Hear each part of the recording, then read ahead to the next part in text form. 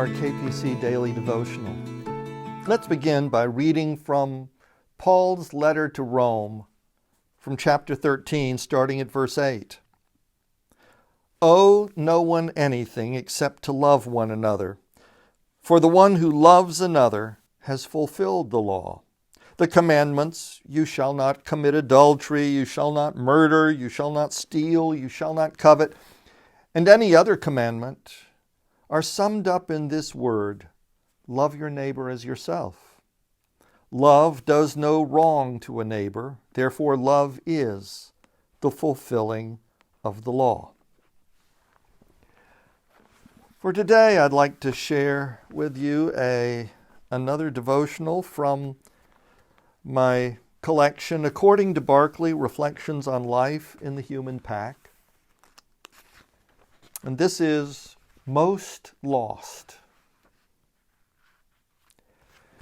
It was a relay for life, a walkathon to raise money and awareness in the fight against cancer.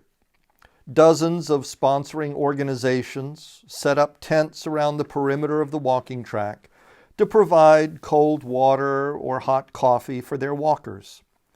Some have sandwiches, others cook out, and they compete for best decorations. Some relays last all day.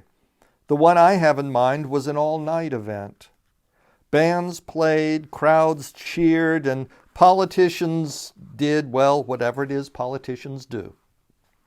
And people walked.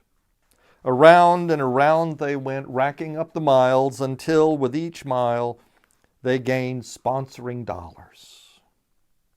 The only break was for the survivors' walk. The track was lined with candles in honor of beloved cancer victims, and the cancer survivors walked slowly and surrounded by cheering and weeping onlookers once around the track. My church youth group was participating, so I went to show my support and help out. I took my schnauzer Barclay along. Barclay does well off-leash, is extremely well behaved, even gentlemanly, and has always been a welcome guest. The teenagers made a point to pet and pamper him.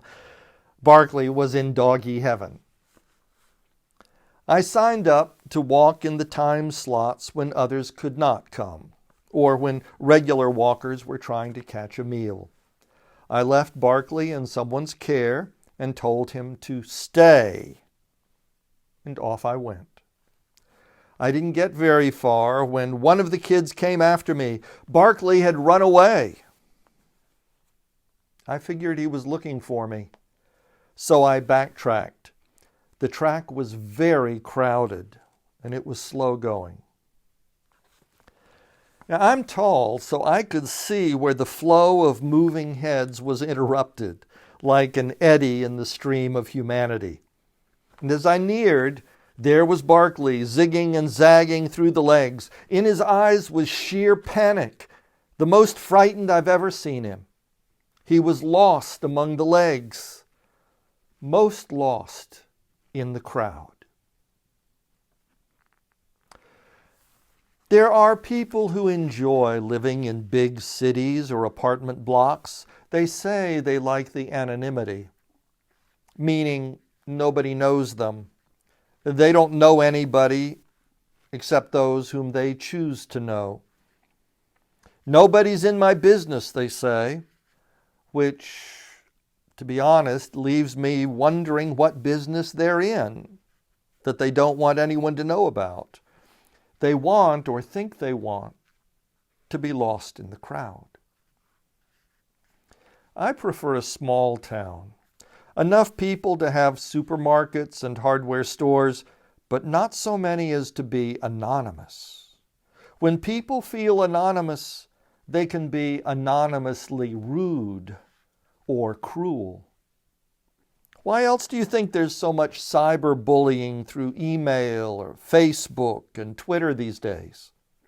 Face-to-face familiarity breeds a certain minimum of civility. Do people nose around in my business? Well, undoubtedly.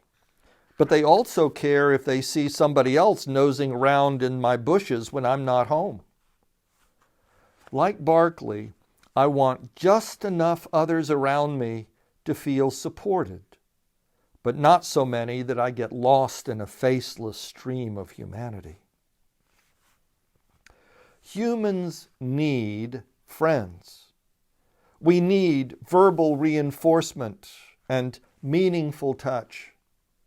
We need people who slap us on the back with an encouraging, "You can do this."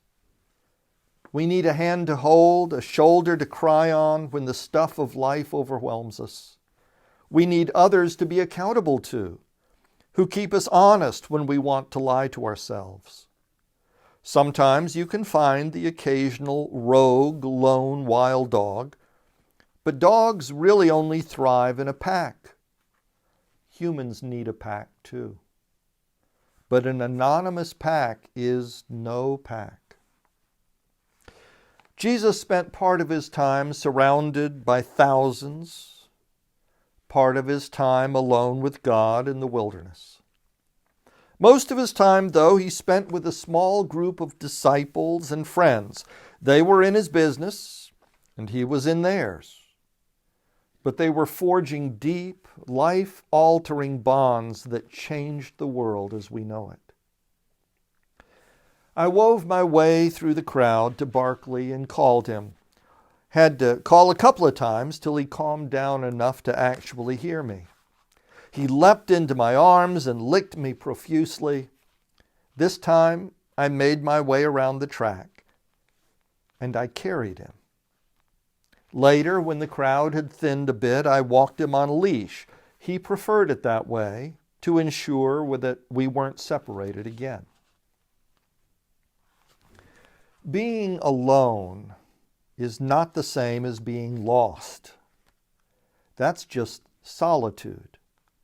You're only lost if you're surrounded by things that impede your vision, hindering you from getting your bearings and finding your direction. That could be trees. It could be walls. It could be legs.